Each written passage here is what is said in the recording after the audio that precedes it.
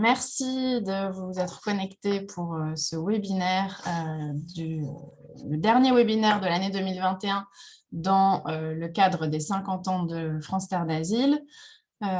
C'est dans le cadre du 50e anniversaire, nous avons voulu relancer ce que nous faisions avant, qui étaient les petits déjeuners de France Terre d'Asile, que nous faisons malheureusement en ligne.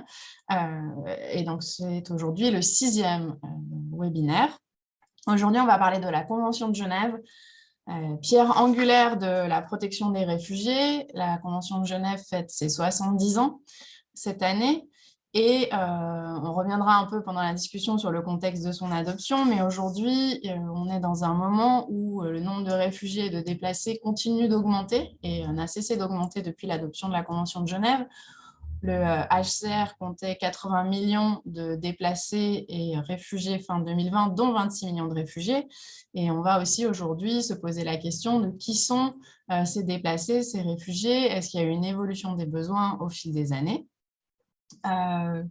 La Convention de Genève est-elle toujours pertinente aujourd'hui? Certains vont dire que non, d'autres vont dire qu'au contraire, c'est un texte fondamental qu'il faut défendre. Et donc, on voudrait se poser la question aujourd'hui, quel avenir pour la Convention de Genève 70 ans après sa signature? Donc, pour aborder ce sujet aujourd'hui, nous avons la chance d'avoir deux invités. Tout d'abord, Paolo Artini, qui est représentant du HCR, donc du Haut Commissariat des Nations Unies pour les réfugiés pour la France et Monaco.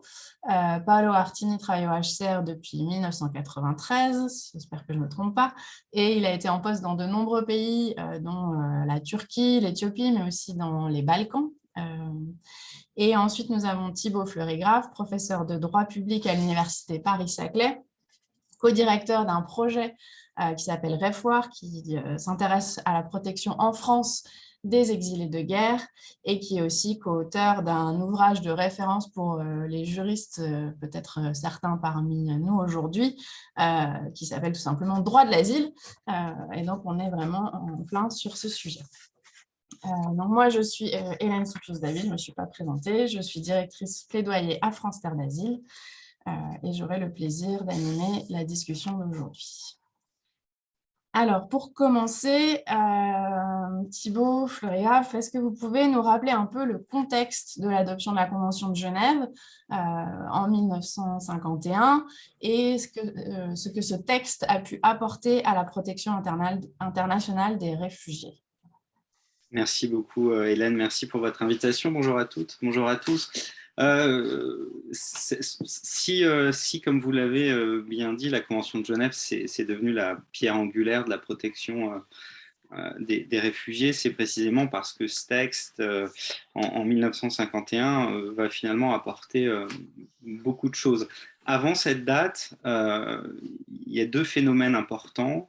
C'est d'une part le grand nombre de personnes déplacées parce que ces personnes vont fuir un certain nombre de situations. Alors il y a évidemment la Seconde Guerre mondiale, des millions de personnes qui sont déplacées du fait de ce conflit-là, mais même avant cette date, on a un certain nombre de situations qui vont générer beaucoup de déplacements.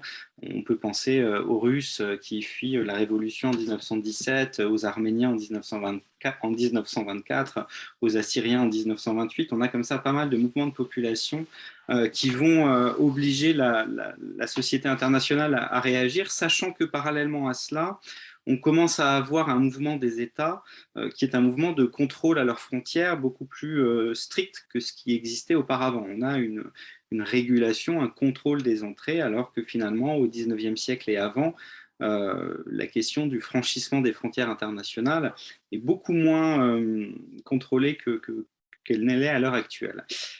Et donc, face à ces deux phénomènes, la société internationale va réagir d'abord par des accords, mais si on peut dire les choses comme ça, au coup par coup. C'est-à-dire qu'on va faire un accord pour protéger les Russes qui fuient la Révolution, un accord pour les Arméniens, et on n'a pas finalement un grand texte d'ensemble qui permettrait de protéger toute personne, d'où qu'elle vienne, parce qu'elle fuit une certaine situation. On a des institutions qui se mettent en place, il y a pas mal d'institutions internationales qui se mettent en place autour de la question des réfugiés, des déplacements forcés, le Haut-Commissariat au sein de la SDN, on aura ensuite aussi, après la Seconde Guerre mondiale, l'OIR, l'Organisation internationale pour les réfugiés, mais finalement, donc c'est dans ce contexte qu'intervient la Convention de Genève de 1951, cette convention va avoir le mérite d'abroger tous ces accords antérieurs et de mettre en place un régime universel qui vaut pour toute personne, même si au début, en 1951, il y a une restriction, elle n'est faite pour protéger que les personnes qui fuient des événements survenus avant 1951 et en Europe. Ces restrictions-là vont être ensuite abrogées, si on peut dire les choses comme ça, par le protocole de New York en 1967. Et donc, voilà le contexte. Et ce que fait ce texte, c'est qu'il met en place véritablement un régime universel et une définition universelle du réfugié, ce qui a fait son succès. C'est précisément parce qu'on a réussi à mettre en place cela qu'aujourd'hui, on est là réunis pour fêter les 70 ans de la Convention. Et en France, comment cette convention a-t-elle appliquée? Comment elle est appliquée aujourd'hui? Est-ce qu'il y a eu un peu une évolution aussi dans l'interprétation du texte? Oui, il y a eu. Alors, elle a été finalement assez vite signée et ratifiée par la France. En 1954, la France ratifie la Convention. Et très vite après l'adoption en 1951 de cette convention, la France va mettre en place une institution, l'OFPRA, l'Office français pour la protection des réfugiés et apatrides. C'est une loi de 1952 qui sera chargée d'abord sous la tutelle du ministère des Affaires étrangères, puis plus récemment sous celle du ministère de l'Intérieur, mais avec une indépendance tout de même fonctionnelle, va être chargée de mettre en œuvre cette convention. Donc finalement, très vite, la France applique cette convention de Genève. Elle l'applique aujourd'hui quotidiennement. Il y a des dizaines et des dizaines d'entretiens à l'OFPRA chaque jour. Il y a des dizaines et des dizaines d'audiences à la Cour nationale du droit d'asile chaque jour. Donc c'est une application quotidienne d'une ampleur tout à fait considérable. Et son interprétation a aussi évidemment considérablement évolué. Là, c'est aussi un des grands génies finalement des pères fondateurs et des négociateurs de la Convention de Genève d'avoir mis en place un texte qui a réussi à s'adapter. Il peut y avoir quelques critiques qu'on peut formuler à l'égard de ce texte, on y reviendra, mais qui a réussi à mettre en place un régime qui s'est adapté dans une large mesure au monde contemporain, c'est-à-dire aux problématiques contemporaines. Et ce qui a évolué en France, pour terminer là-dessus, c'est aussi l'aspect procédural. On a aujourd'hui un système qui s'est très largement professionnalisé, avec une véritable cour de justice, la CNDA indépendante, alors que c'était beaucoup moins le cas auparavant. Donc il y a eu une évolution dans le sens d'une interprétation plus indépendante du pouvoir politique de la Convention. Merci. Est-ce que vous avez un, je sais pas, un exemple d'évolution un peu marquant Oui, je pense que l'évolution, alors c'est pas propre à la France, mais une évolution assez remarquable parce que c'est peut-être la plus frappante. Il y en a eu beaucoup, mais celle-ci en général on la retient. C'est la protection des personnes qui fuient des persécutions du fait de leur orientation sexuelle. En 1951, l'homosexualité dans bien des pays signataires de la Convention, c'est encore c'est pénalisé, ça relève du droit pénal. On peut encourir des sanctions pénales lorsqu'on est homosexuel. Aujourd'hui, c'était le cas en France d'ailleurs, aujourd'hui c'est un motif de protection sur le fondement de ce motif qui est l'appartenance à un certain groupe social qui a permis de protéger les personnes qui fuient des persécutions à raison de leur orientation sexuelle, les personnes qui craignent un mariage forcé, qui craignent l'excision. C'est un motif qui a beaucoup fait pour la flexibilité de la Convention et son adaptation au monde d'aujourd'hui. Très bien. Paolo Artini, on a donc le HCR et le défenseur de la Convention de Genève, mais en 2018, il y a aussi un pacte mondial sur les réfugiés qui a été adopté. Et alors, comment on en est arrivé d'une convention internationale à un pacte mondial? Déjà, est-ce que vous pouvez un peu nous expliquer comment les deux sont liés? Qu'est-ce que ce pacte par rapport à la Convention et quel est l'intérêt de ce pacte, si je peux dire ça comme ça? Oui, bonjour, bonjour à tout le monde et merci pour cette opportunité, ce petit déjeuner virtuelle sur la Convention de Genève. Et bon anniversaire à France Terre d'Asile aussi pour vos 50 ans. C'est un temps d'anniversaire de la Convention de Genève, aussi pour le HCR, notre anniversaire juste avant, et on est un peu plus vieux, non, 70 ans. Et donc, d'abord, pour revenir sur ce que Thibaut Fleury-Graff disait sur la Convention, parce que vraiment, c'est un texte très moderne et visionnaire. Et donc, ça me vient de dire, oui, on arrive là grâce aux États qui ont négocié la Convention, mais aussi grâce aux personnes qui étaient là. Je ne sais pas si vous pouvez voir ici, derrière moi, la photo quand la Convention était signée, parce que les personnes qui étaient là sont devenues un peu mythiques, non? Le président de la conférence, le premier haut commissaire, mais aussi une femme. On voit très peu de femmes dans cette photo, mais une femme qui était clé aussi dans les négociations de la Convention. Donc, bien sûr, comme a été bien expliqué, la Convention s'est adaptée, a été complétée par le protocole de 67, mais aussi par des instruments régionaux qui contribuent à la protection des réfugiés. Donc, pour revenir à la question du pacte, déjà, la Convention de Genève parle de la nécessité de la solidarité internationale. Mais dans l'évolution de la situation des réfugiés, on a vu que la plupart des réfugiés, en effet, sont accueillis dans des pays en développement, tout près des situations de crise. Donc, c'était nécessaire de revenir sur le partage des responsabilités sur une base solidaire. Donc, d'abord, la déclaration de New York en 2016 a confirmé d'un côté la centralité de la Convention de Genève, la nécessité de l'appliquer de façon rigoureuse, mais aussi la nécessité d'élaborer deux pactes sur la migration et sur les réfugiés. C'est là que ça a commencé un parcours de 2 ans pour arriver au pacte mondial sur les réfugiés, donc adopté par l'Assemblée générale des Nations Unies le 17, dans 2 jours, donc l'anniversaire décembre 2018, pour parler d'un mécanisme plus prévisible, plus équitable de partage des responsabilités, pour soulager la pression sur les pays d'accueil qui sont confrontés avec la plupart des réfugiés, mais aussi pour travailler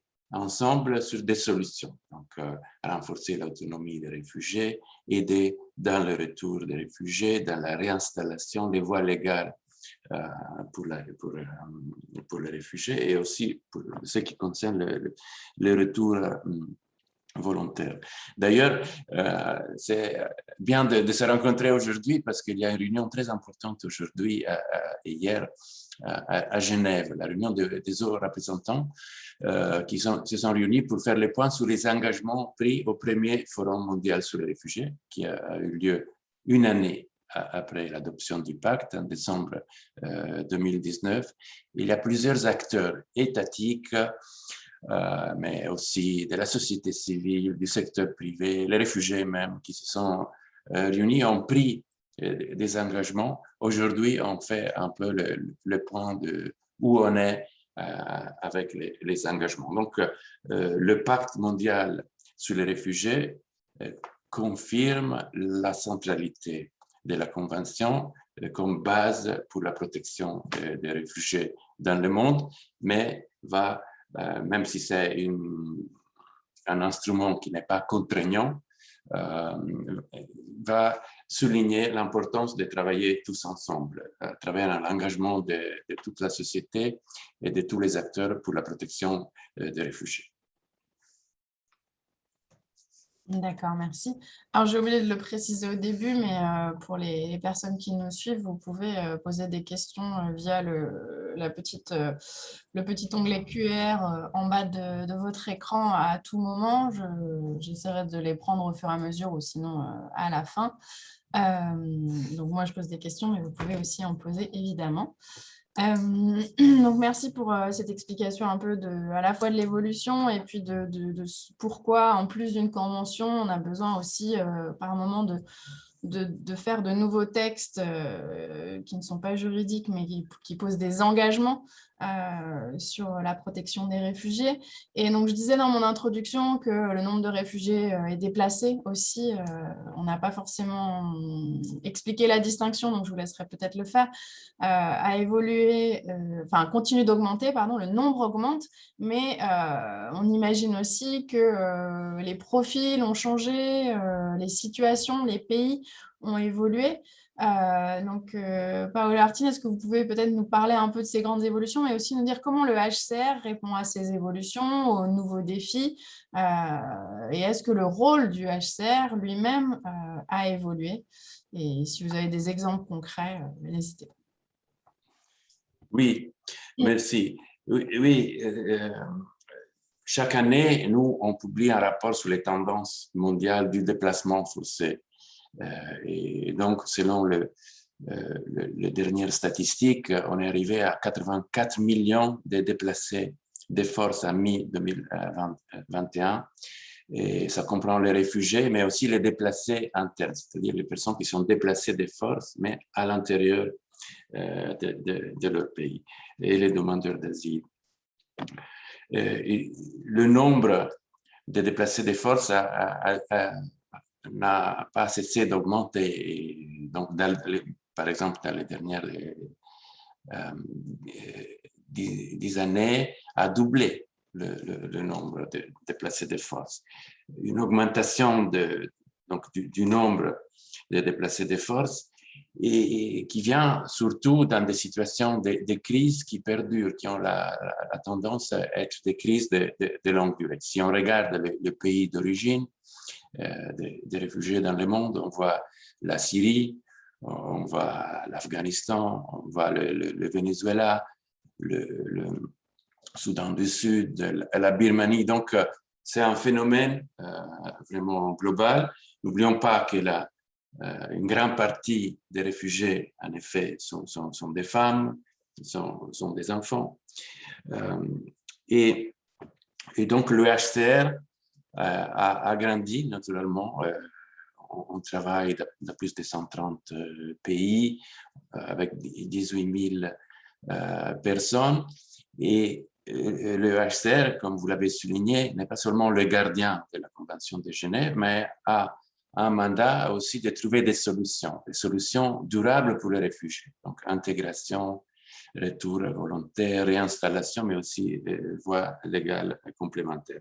Donc, le HCR a augmenté son engagement pour trouver des solutions. Si je peux donner un exemple concret, peut-être pour partir de mon expérience dans différents pays, dans les années 90, j'ai commencé à travailler, par exemple, au Koweït, dans une opération qui avait un focus sur la réinstallation des réfugiés après la première guerre du Golfe, irakiens surtout, dans des pays tiers de réinstallation. Après, j'ai continué à travailler en Mauritanie, à la frontière entre la Mauritanie et le Mali, dans une opération qui était de retour volontaire, donc pour aider les réfugiés à rentrer chez eux au Mali.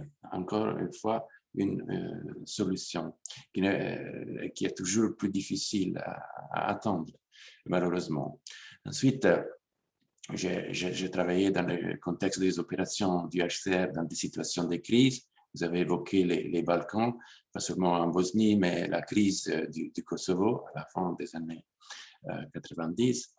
Et après, dans le contexte de la crise syrienne, d'abord en Jordanie et après en Turquie, avec un nombre énorme de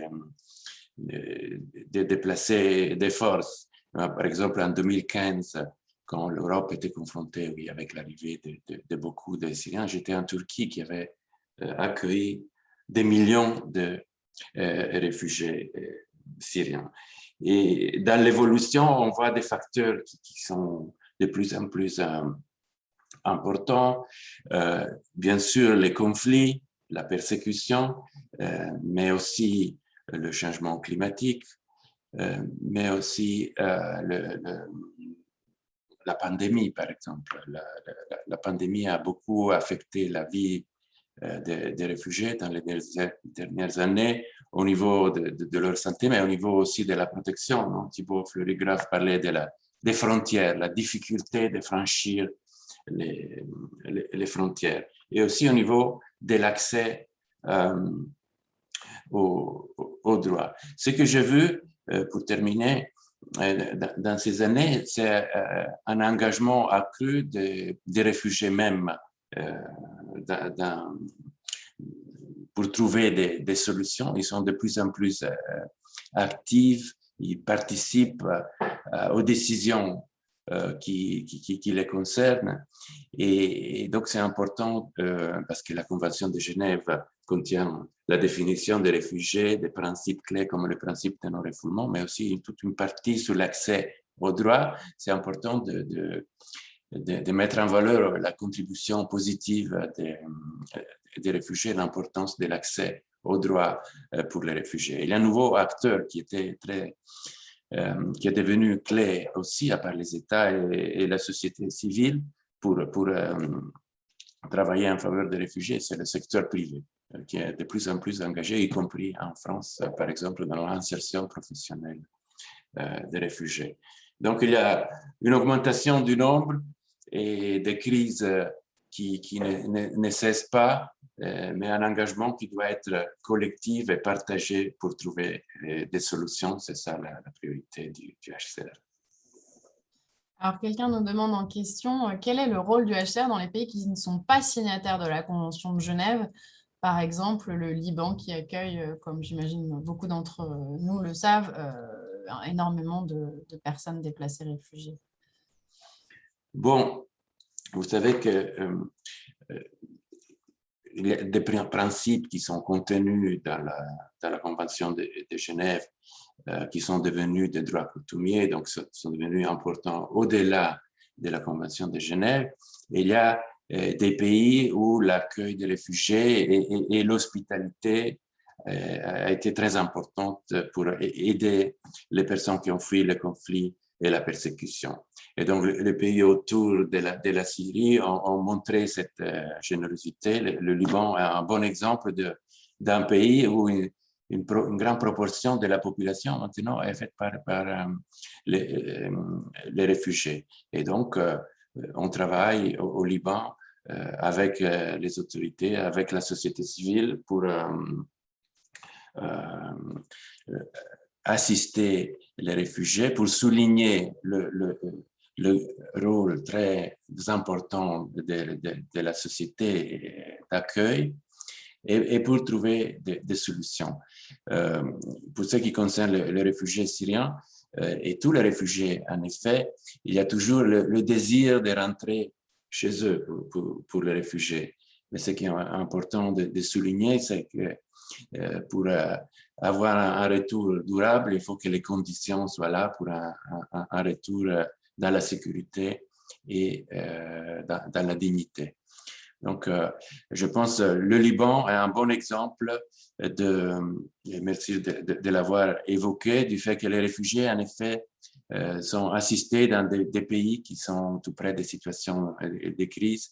Et donc, dont l'hospitalité et l'engagement d'accueil et l'inclusion des réfugiés a été important pour sauver des vies. Donc, ça fait partie de l'élargissement de principes clés qui sont dans la Convention de Genève.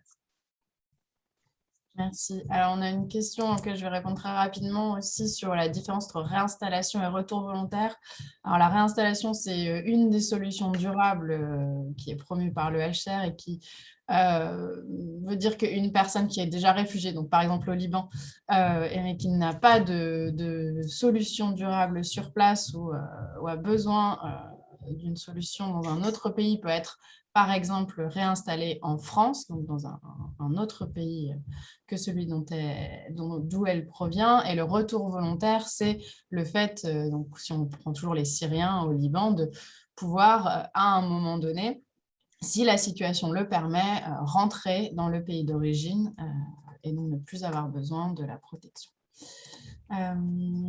Thibaut Fleury-Graff, on a parlé un peu du monde, de l'évolution dans le monde, mais en France, donc vous avez parlé de l'évolution de l'interprétation de la Convention, mais au niveau français, au niveau européen, finalement, à un moment donné, la Convention ne suffisait pas forcément comme seul instrument pour toutes les personnes qui venaient et on a développé différentes formes de protection, notamment la protection subsidiaire.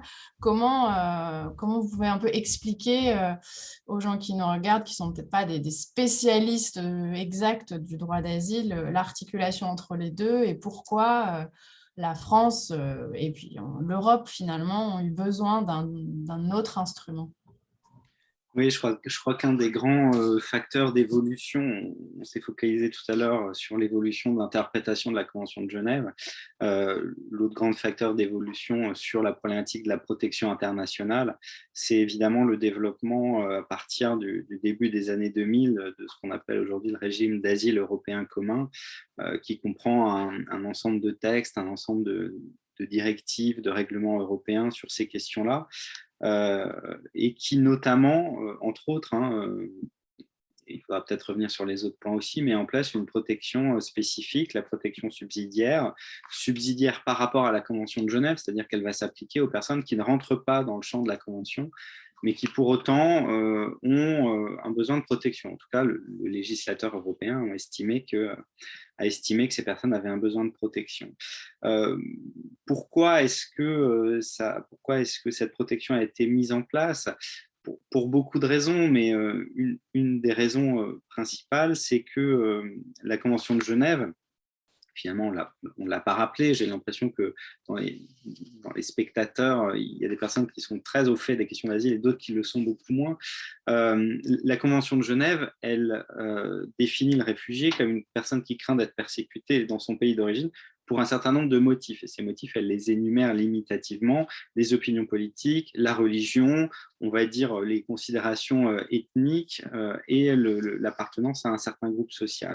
Elle ne comprend pas, par exemple, le conflit armé, le fait de fuir un conflit armé, simplement, si on peut dire les choses comme ça, n'ouvre pas droit en tant que tel à une protection. Il faudra montrer qu'on a une crainte dans ce conflit armé de persécution pour des motifs ethniques, religieux, politiques, etc. Or, les conflits armés génèrent beaucoup de déplacements, si bien qu'à un moment donné, on se trouve, et notamment après le conflit en ex-Yougoslavie, dans une situation où il y a beaucoup de personnes qui fuient un conflit armé et qui, pour autant, n'ont pas forcément accès à une protection sous l'empire de la Convention de Genève. Par ailleurs, on sait aussi qu'il y a un certain nombre de personnes qui fuient, par exemple, des violences domestiques, qui, là encore, en tant que telles, n'entrent pas dans le champ de la Convention de Genève, puisque ce n'est pas un motif.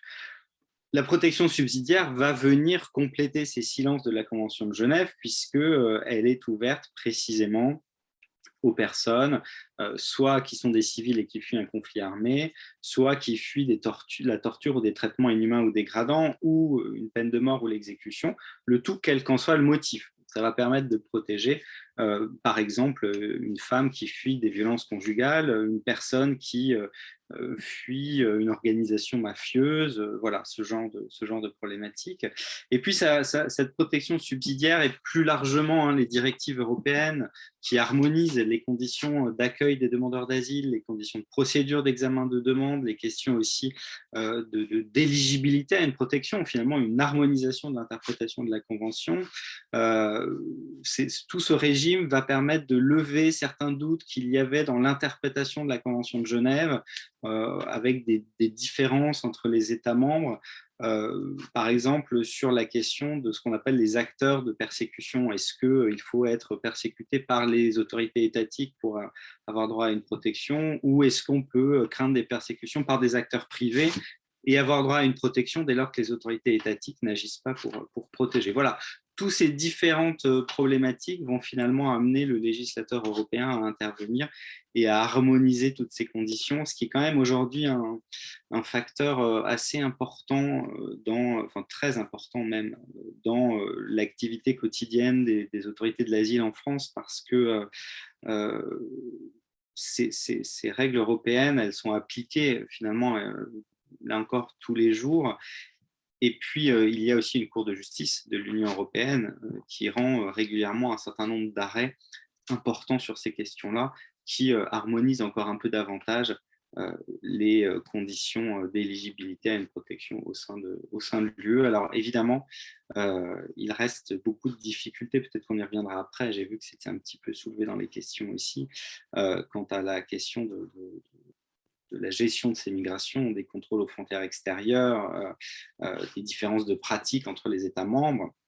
On peut parler aussi du système Dublin, mais enfin là, on s'éloigne peut-être un peu de la Convention de Genève, encore que.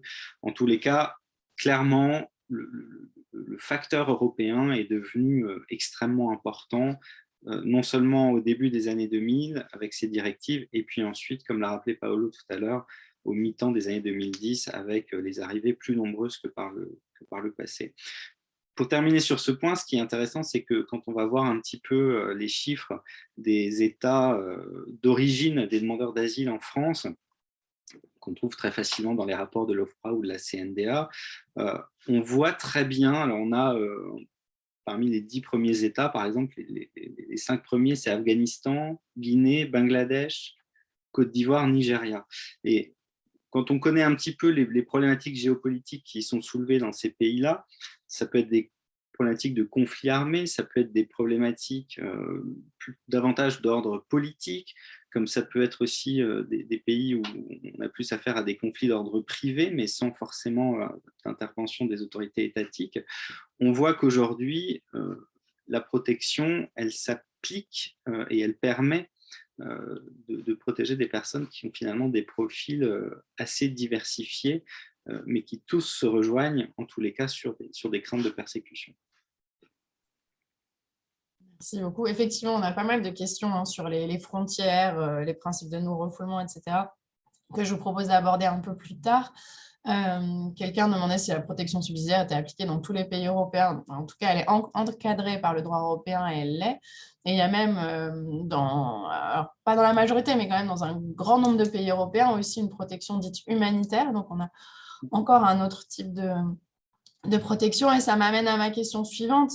Quels sont en fait les futurs enjeux de la Convention de Genève? On l'a dit en introduction, vous l'avez rappelé aussi, certaines personnes disent il faut rouvrir le texte, le HCR, et peut-être Paolo nous expliquera pourquoi, dit non, au contraire, gardons le texte tel qu'il est, mais est-ce qu'on a besoin de développer encore d'autres instruments? Si je prends sur la France, est-ce qu'une protection humanitaire pourrait être pertinente? Ou est-ce qu'on est plutôt aussi sur le fait, ou alors c'est complémentaire, de renforcer la mise en œuvre? Je ne sais pas, peut-être Paolo Artini, si vous voulez commencer, et puis Thibaut, vous pouvez réagir ensuite.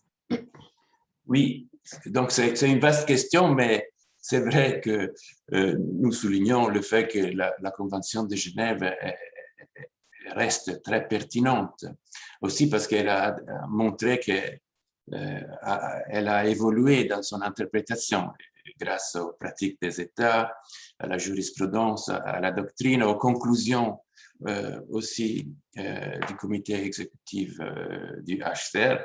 Vous savez, sur l'application de la Convention de Genève, nous avons publié d'abord en 1979 et après mise à jour un guide sur les procédures d'application de la Convention de Genève et après toute une série de principes directeurs sur les différents aspects aussi évoqués par Thibaut, par exemple la persécution sur la base de l'orientation sexuelle, de l'identité sexuelle et la persécution par des acteurs non étatiques, les victimes de traite, etc. D'ailleurs, j'en profite parce que on vient de publier l'édition en français du guide et des principes directeurs sur la protection internationale. Donc, c'est toujours une interprétation évolutive et dynamique. C'est un peu le cas pour tous les textes juridiques. C'est leur application qui compte, qui les développe sans revoir toujours les textes.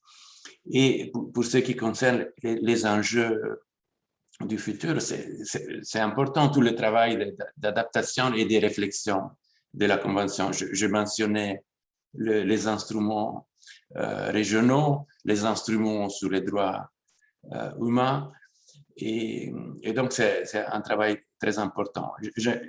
Un facteur qui est devenu de plus en plus important est le changement climatique qui force aussi des personnes à fuir. On a remarqué que 80% en effet des personnes déplacées viennent des pays qui sont particulièrement vulnérables par rapport à l'urgence climatique.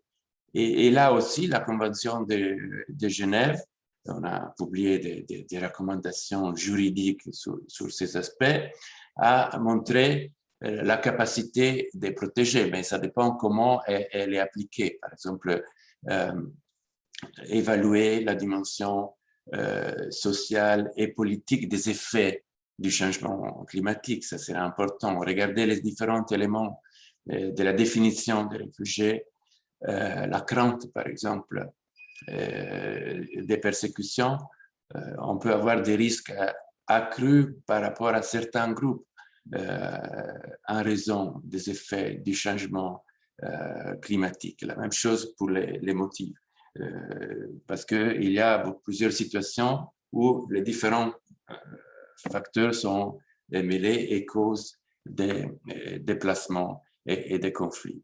Donc, pour nous, effectivement, la Convention de Genève reste un instrument clé à respecter et continuera à, on l'espère, à orienter les interprétations dans le futur. Mais c'est un travail collectif.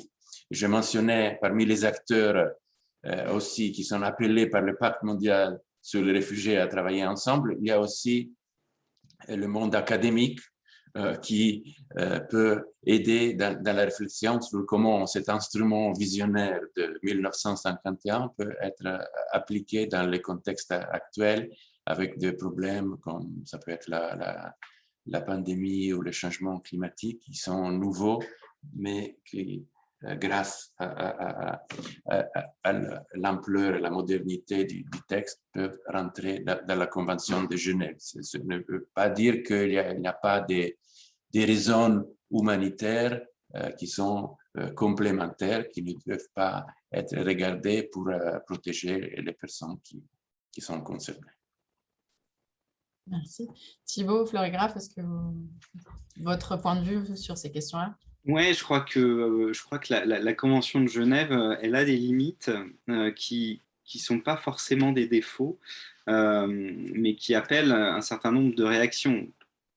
Pour le dire clairement, je crois qu'aujourd'hui, se dire qu'on partirait sur une réforme de la Convention de Genève et qu'on rouvrirait les négociations serait évidemment tout sauf une bonne idée. On voit bien le climat actuel autour de ces questions-là.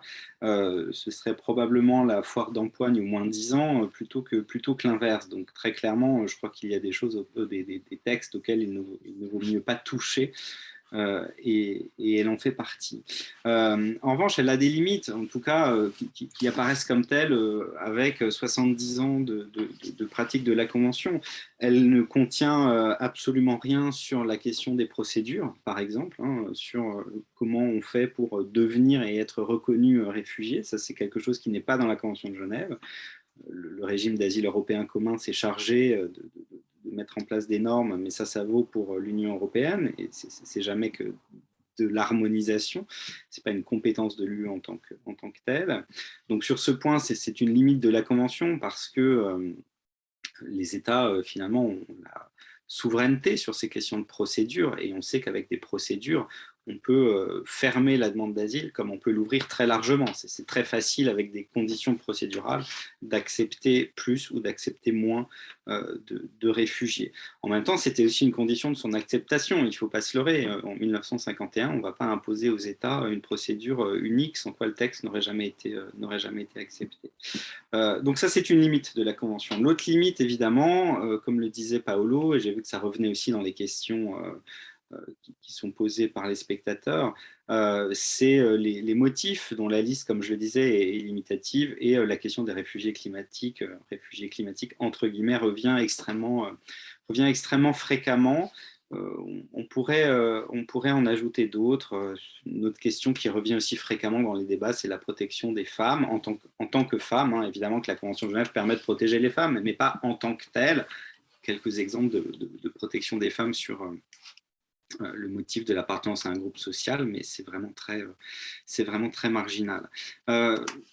Donc là, il y a des limites. Maintenant, comme je le disais, je ne crois pas qu'il faille appeler à renégocier la Convention de Genève. En revanche, ça peut appeler à de nouveaux instruments. Je crois que le pacte mondial sur les réfugiés en est un exemple. Notre limite de la Convention de Genève, c'est peut-être qu'elle rappelle dans son préambule que la question des réfugiés, c'est une question importante pour la paix mondiale, mais en termes de coopération internationale, en termes de mise en œuvre concrète de la solidarité interétatique, la Convention de Genève ne dit vraiment pas grand-chose. Donc finalement, cette question de la gouvernance, c'est aussi une question importante aujourd'hui. Et le pacte sur les réfugiés, c'est un élément important en ce sens. Donc peut-être que plutôt que de songer à renégocier la Convention de Genève, ce qui est sans doute une très mauvaise idée, le mieux serait de songer à de nouveaux instruments. On peut envisager de nouveaux instruments sur la protection des déplacés climatiques. Pour l'instant, ce sont surtout des déplacés internes, en vérité, mais parce que ça ne va pas s'affaiblir, hein. Quand les déplacés climatiques deviendront surtout des déplacés internationaux, il serait bien en effet qu'on ait des instruments spécifiques pour eux, comme on peut penser à des instruments spécifiques sur les questions de genre. Sur la question de la protection à titre humanitaire, en effet, c'est peut-être aussi un aspect de la Convention qui va un peu avec cette question des motifs, c'est qu'elle repose quand même sur une logique qui est assez individualiste, en ce sens que pour être protégé sous l'empire de la Convention de Genève, il faut démontrer qu'on a des craintes personnelles. Autrement dit, la Convention est assez peu adaptée à la protection d'un grand nombre de personnes qui fuiraient une même situation, telle que par exemple un conflit armé. La France, notamment, manque d'un instrument efficace en la matière. L'Union européenne en a un, hein, il y a cette directive sur la protection temporaire qui n'a jamais été mise en œuvre parce qu'il y a des seuils de majorité pour la déclencher qui font qu'elle ne l'est pas et qu'elle ne le sera manifestement pas. Or, ça permettrait tout de même de conférer un statut à des personnes qui, quoi qu'il en soit, arrivent sur le territoire européen et qui, donc, à partir du moment où elles sont sur le territoire, ont besoin d'avoir un minimum de droits pour vivre simplement dans la dignité. Merci. Alors, j'ai plusieurs questions sur les voies légales, l'accès à l'asile. Alors, une qui va au-delà de l'asile, puisqu'on demande dans les questions, les freins à la mise en œuvre de la migration économique ne mettent-ils pas en danger le droit d'asile? Parce que seul un tiers des migrants sont éligibles. Mais j'avais des questions aussi, je vous les donne en même temps, et puis, parce qu'il y a beaucoup de questions et j'aimerais qu'on puisse y répondre au maximum. Une question plus spécifique sur les voies d'accès à l'asile. Est-il possible d'envisager des voies légales d'accès au territoire où on veut demander l'asile pour éviter les traversées, notamment risquées? Et après, je vous poserai, il y a une question très spécifique sur la situation à Calais, mais peut-être déjà un peu de manière générale sur le lien migration-asile et les voies légales. Et ensuite, je poserai la question plus spécifique sur la situation à Calais. Je ne sais pas qui veut commencer. Bon, je peux effectivement commencer aussi pour rebondir sur ce que a dit Thibaut sur le fait que, en effet, le fait que une communauté entière est affectée par certains problèmes, comme ça peut être la guerre, ne veut pas dire que les individus ne sont pas affectés. Ça, c'est un problème que vous connaissez bien, qui concerne les réfugiés qui fuient des situations de violence généralisée. Je voulais souligner que dans la pratique, souvent, quand il y a beaucoup de réfugiés, il n'y a pas dans plusieurs pays une détermination individuelle, mais les réfugiés sont reconnus comme prima facie réfugiés. Et un autre aspect pour les spectateurs qui peut être utile à se rappeler, c'est que la plupart des réfugiés, en effet, ne sont pas dans des camps de réfugiés, mais sont des réfugiés urbains, sont des réfugiés qui sont inclus dans la société, qui essayent d'avoir accès aux droits. Mais pour ce qui concerne les questions, les autres questions, le lien avec la migration, je pense que c'est important parce qu'il y a des flux qui sont toujours mixtes, utilisés par des personnes qui ont des raisons pour demander l'asile, d'autres qui sont plutôt des migrants économiques. Effectivement, des voies d'émigration pour les migrants aideraient dans ce contexte pour vraiment utiliser la procédure d'asile pour le plus possible pour les personnes qui ont besoin de protection. Mais je voudrais parler aussi des voies légales, parce que c'est une question très importante. Il y a des voies légales comme la réinstallation, comme tu as bien expliqué, Hélène, qui sont plus classiques, où le HCR, par exemple, présente des dossiers aux différents pays. Il y a des voies complémentaires qui sont de plus en plus importantes, comme par exemple le couloir humanitaire. Il y en a aussi en France. On espère des couloirs aussi universitaires pour permettre aux étudiants d'avoir accès à l'éducation supérieure, parce que le pourcentage des réfugiés qui ont accès à l'éducation supérieure est très limité, 5%, et on voudrait augmenter ce pourcentage.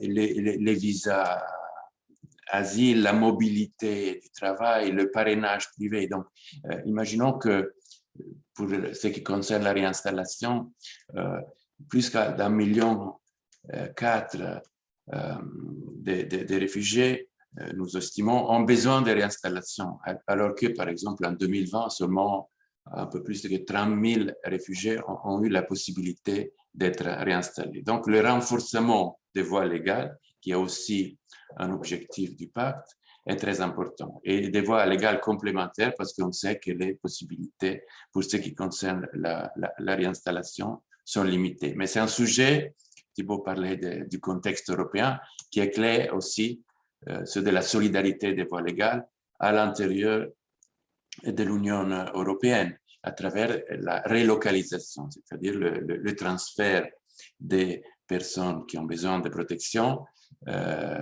pour aider les pays qui sont géographiquement plus exposés à l'arrivée des réfugiés. Donc, augmenter la solidarité européenne et permettre aussi aux réfugiés d'avoir accès à la réunification familiale, qui est souvent très difficile et avec des procédures très restrictives, font partie du système, effectivement, d'accès à la protection pour les réfugiés dans le monde.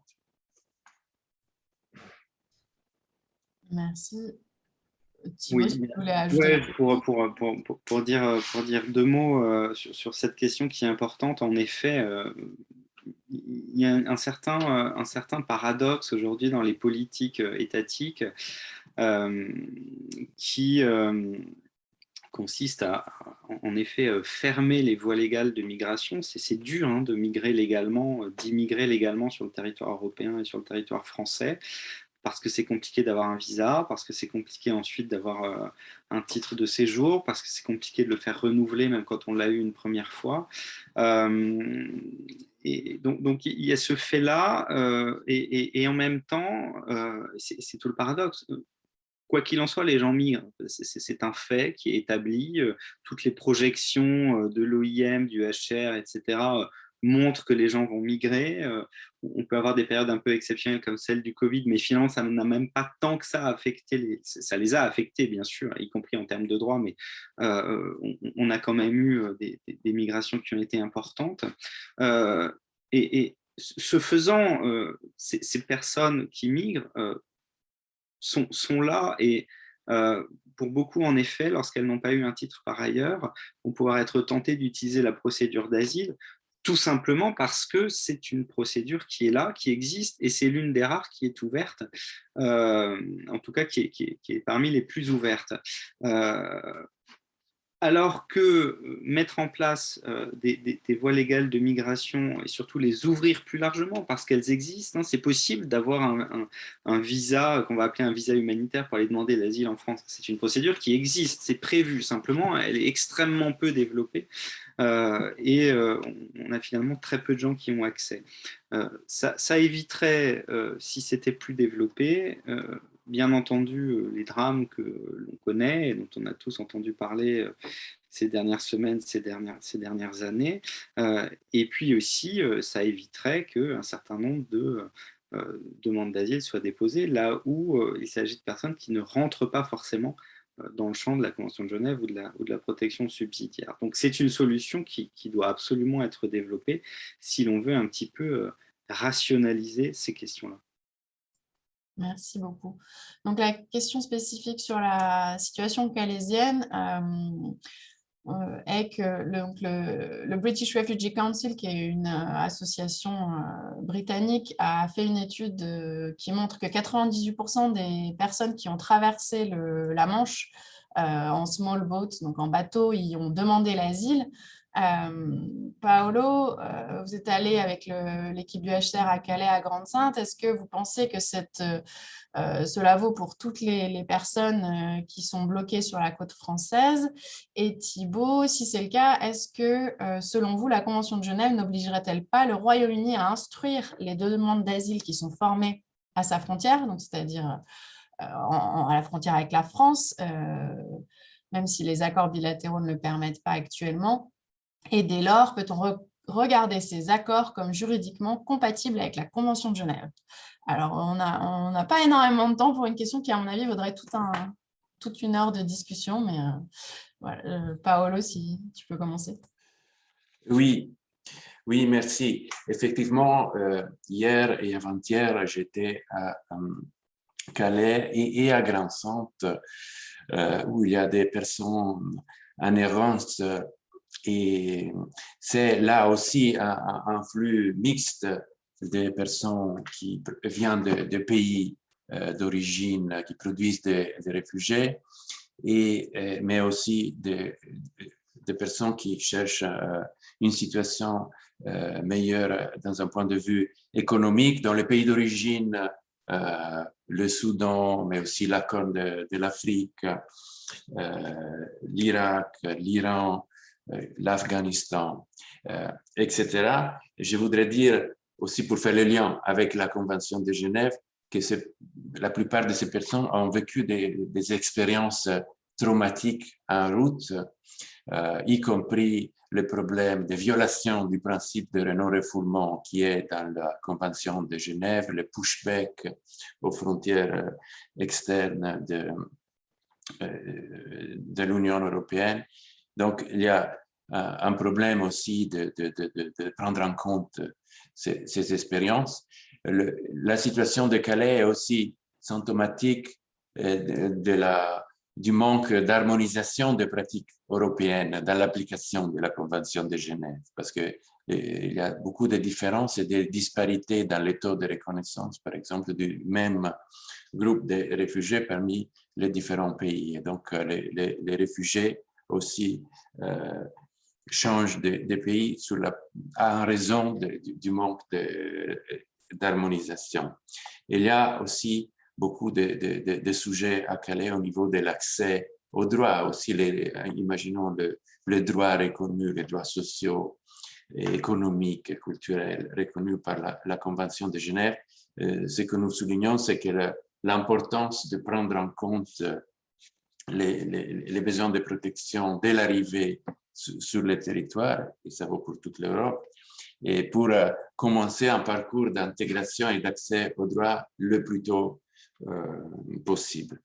Mais la situation de Calais, comme soulignait Hélène aussi, c'est une question qui souligne la dangerosité des voyages et des traversées, parce qu'après Calais, il y a la traversée de la Manche avec pas seulement les 27 morts qu'on a eu dans les dernières semaines, mais plusieurs décès dans un trait de mer très dangereux qui nous rappelle la situation de la Méditerranée ou la situation à l'âge des Canaries, d'où l'importance aussi des voies légales. Et ça souligne aussi la nécessité de la collaboration entre les différents pays pour trouver des solutions.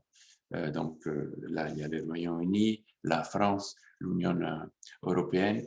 Une solution pour un problème complexe comme Calais ne peut pas être trouvée qu'à travers un dialogue, une collaboration, des mécanismes qui prévoient des garanties et un accès à la protection pour ceux qui ont besoin de protection, effectivement.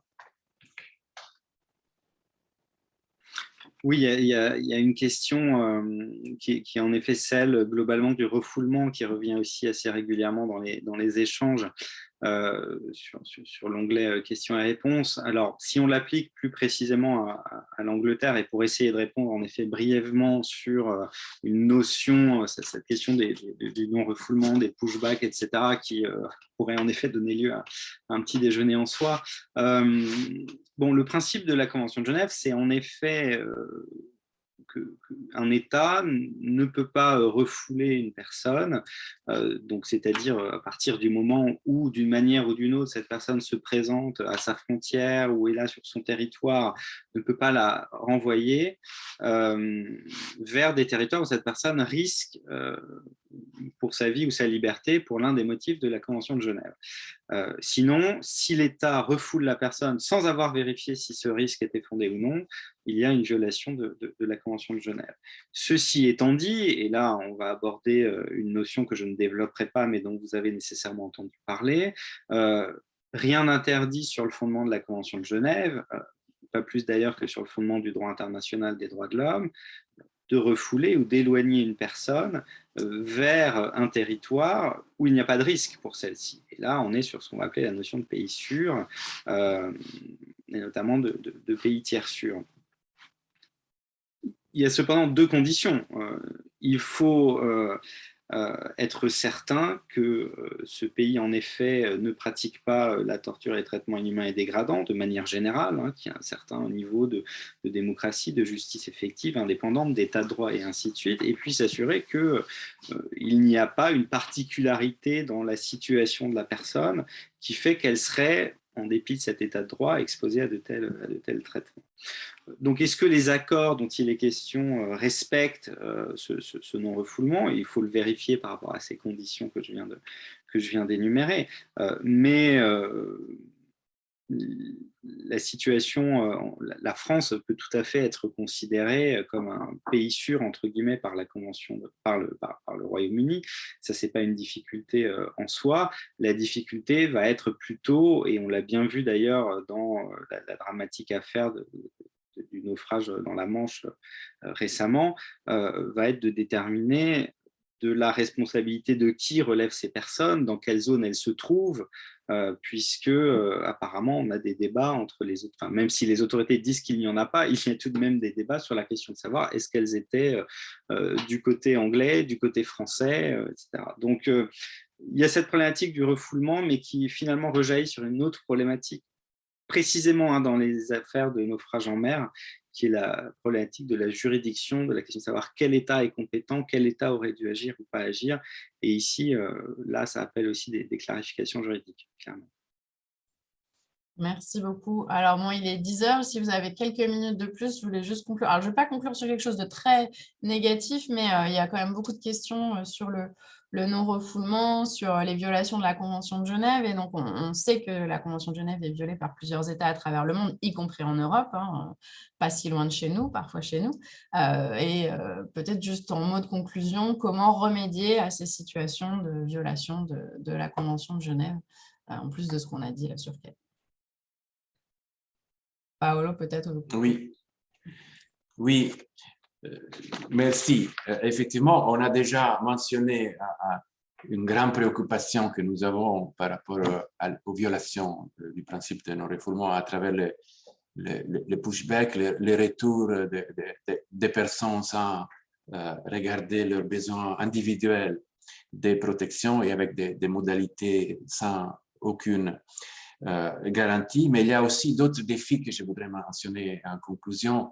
En Europe, l'externalisation, les tentatives d'externaliser les responsabilités de l'asile vers d'autres pays, c'est-à-dire des États qui disent non, ce n'est pas notre responsabilité, on ne veut pas des responsabilités sur la base des obligations que nous avons, c'est à d'autres pays de gérer le problème des réfugiés. Donc l'externalisation, c'est une menace, en effet, à l'application de la lettre, mais aussi de l'esprit de la Convention de Genève.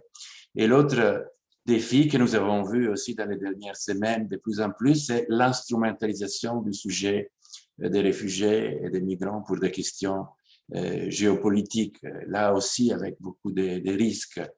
Et nous avons vu, par exemple, la situation à la frontière avec la Biélorussie, avec aussi des morts qui sont morts d'hypothermie.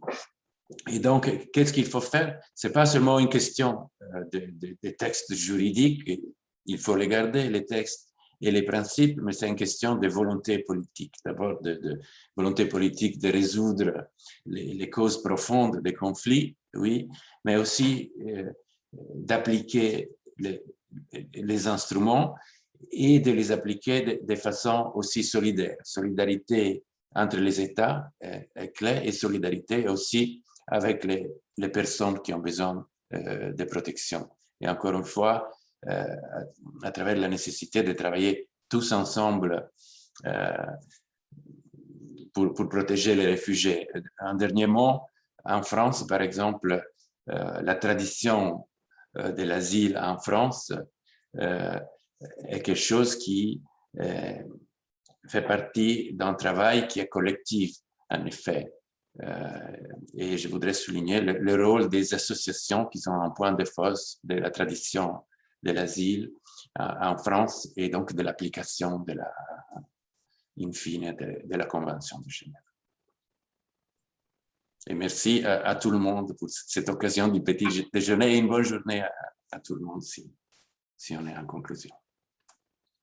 Oui, pour compléter rapidement ce que disait Paolo, il y a une chose que la Convention de Genève n'a pas prévu, qu'un certain nombre d'autres conventions adoptées à peu près dans les mêmes années ont pour leur part prévu, c'est ce qu'on appelle un mécanisme conventionnel de surveillance de l'application du traité. C'est-à-dire on n'a pas l'équivalent du Comité des droits de l'homme des Nations Unies qui existe par exemple pour le Pacte international sur les droits civils et politiques, qui pourrait être saisi par les États ou par des individus dans l'hypothèse de violation de la Convention.